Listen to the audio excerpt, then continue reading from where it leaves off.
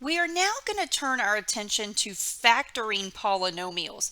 Going forward, there are two important theorems that you need to know: the remainder theorem and the factor theorem. So let's read through them, and then in example 1, we will, illustrate what these two theorems mean. Okay, so the remainder theorem says, let f be a polynomial function. If f of x is divided by x minus c, then the remainder is f of c. The factor theorem says, let f be a polynomial function. Then x minus c is a factor of f of x if and only if f of c is equal to 0. All right, so both of these are kind of abstract. So let's take a look at example 1 and see if we can make sense of them. Okay, so let's read the directions. Okay, it says in example 1, use the remainder theorem to find the remainder when f of x is divided by x minus c. Then use the factor theorem to determine whether x minus c is a factor of f of x. And you are given the polynomial function f of x is equal to 4x cubed minus 3x squared minus 8x plus 4, and then you have x minus 2 out to the side. Okay, now keep in mind some of your questions on MyLab Math will be worded this way. Okay, these are the directions the questions will come with. You'll be given a polynomial function and then the x minus c value. Okay, so let's talk about what these directions are saying and how you actually work this problem out. All right, in a sense, we are trying to figure out if x minus 2 divides evenly into this larger polynomial function, 4x cubed minus 3x squared minus 8x plus 4. Okay, so instead of doing the division at this point, okay, all we're trying to figure out is, does it evenly divide? And we know that if we did the division and we got a zero remainder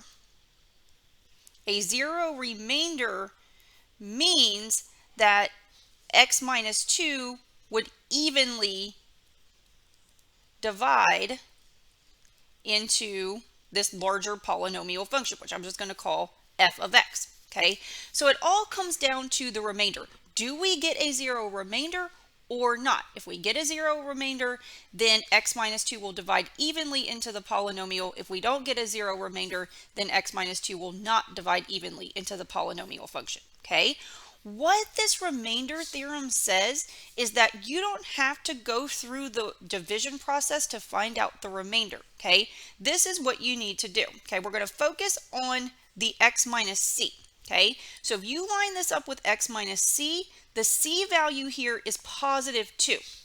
If that's not clear, because it is confusing, just take the x minus c that they give you and set it equal to 0, okay, and solve. Okay, we're going to get x equals 2. Okay, so what you would do with this 2 value is you would plug it into the polynomial function here. So you would find f of 2. Okay, and let's see what that gives us. Okay, so we would have 4 times 2 cubed minus 3 times 2 squared minus 8 times 2 plus 4. We need to figure out what that value is. So these are some large numbers here. Let's just go to our calculator. Okay, so we're going to get 4 times 2, I've already forgotten, 4 times 2 cubed minus 3 times 2 squared, I believe it was. Let me see, let me go back to it. Hold on. Let's see. Whoops. All right, so minus 3 times 2 squared minus 8 times 2.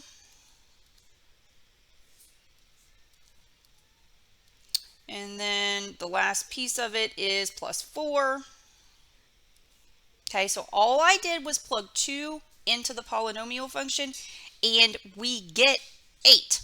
Okay, so what does that mean? Well, this is going to be your remainder. Okay, so that's what this factor, or sorry, the remainder theorem says. Okay, if you plug this number into the function, that means if you divide 4x cubed minus 3x squared minus 8x plus 4 by x minus 2, the remainder is 8. Since 8 is not 0, there's a non-zero remainder, x minus 2 does not divide evenly into the polynomial. Okay, so as a result, since it doesn't divide evenly, we can conclude that x minus 2 is not a factor of this polynomial.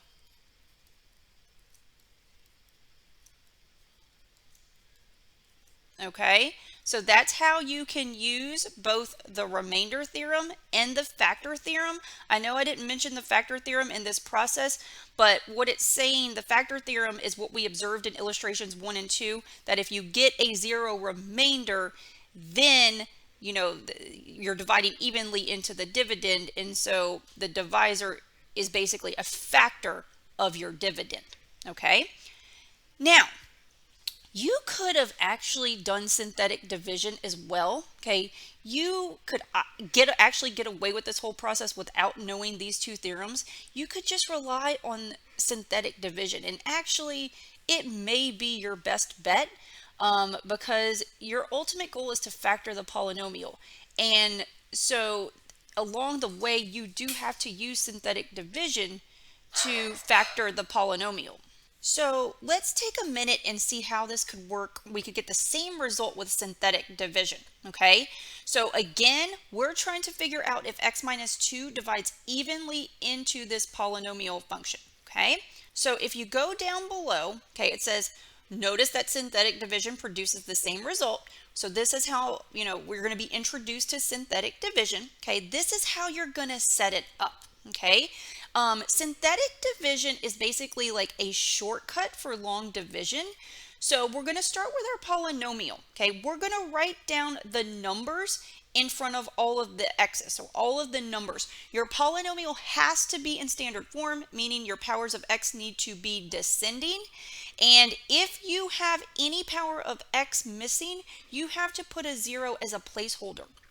All right, so I'm going to write down these numbers: 4, -3, -8, and +4. You've got to take the signs with the numbers. Okay, notice we're okay with powers of x. We go from x cubed to x squared to x to just the constant term. Okay, so there's nothing missing. We don't need any placeholders, 0 placeholders. Okay, so let's go down here. We're going to write down 4, -3, and then we've got to write down -8 and 4. Okay, so these are the numbers in front of the x pieces. Okay, and then we have to do the division. We have to put a number out front. Okay, the number is the c value. Okay, remember c is 2 here. Okay, you can take the x minus 2, set it to 0, and solve. That gives you +2. That gives you your c value. So the c value is 2 here, not -2. That's very important that you put the correct sign there, or it's going to mess you up. Okay, so like I said, this is a shorthand notation for the long division. Okay, keep in mind what I've got here in the box. That's like your polynomial. You've got 4x cubed minus 3x squared minus 8x plus 4. Okay, that's what you're starting with. And then out here, you're dividing it by x minus 2. Okay, so here's how it works. Okay, you're going to bring down the 4. Okay, so actually, I don't know if I should have written this line right here. Let me make it look more like normal long division. Let's do it this way. Okay, so you're going to bring down the 4. Okay, so then you're going to say 4 times 2 is 8. Okay, that's going to go right here. Okay, and again, oops, I'm getting all of my lines mixed up here. Okay, so hold on. We brought down the 4. 4 times 2 is 8. Okay, now we're going to add. Negative 3 plus 8 is 5. 5 times 2 is 10. And then we're going to add. So negative 8 plus 10 is positive 2. Now we're going to multiply. 2 times 2 is 4. Okay, and now we're going to add. Okay, we're done. Okay, this is one iteration of synthetic division. Okay, so let me review how I did the division. Okay, so once you have it set up, you're going to bring down the 4. Okay, and then you multiply. 4 times 2 gives you the 8. And then you add. Negative 3 plus 8 gives you 5. And then you multiply. 5 times 2 is 10. That goes right here. Then you add. Negative 8 plus 10 is positive 2. Then you multiply. 2 times 2 is 4. Okay, so you put that right here. And then you add. 4 plus 4 gives you 8. Okay, you're done because there's nothing else to work on. Okay, whatever ends up in the bottom right corner is your remainder. Okay, so you could have seen this from the synthetic division as well. Okay, I actually prefer using synthetic division over using the remainder theorem and the factor theorem. Okay, but since your book brings it up and it will be in MyLab Math, I want to make sure you know what this means. Okay, so we have a non-zero remainder.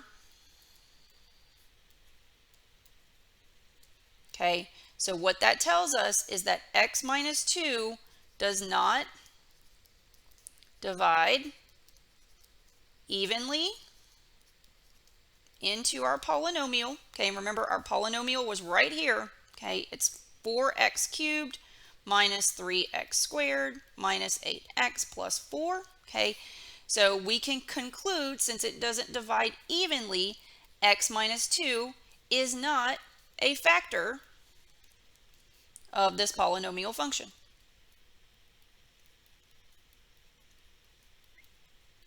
Okay, so it's up to you. Okay, even if the question asks you, to use the remainder theorem and the factor theorem, if you choose to go the synthetic division route, that's perfectly fine as well. Okay, the big key here is when you're doing this process, if you end up with a 0 remainder, then the divisor divides evenly into the dividend. Okay, if you have a non-zero remainder, then the divisor does not divide evenly into the dividend.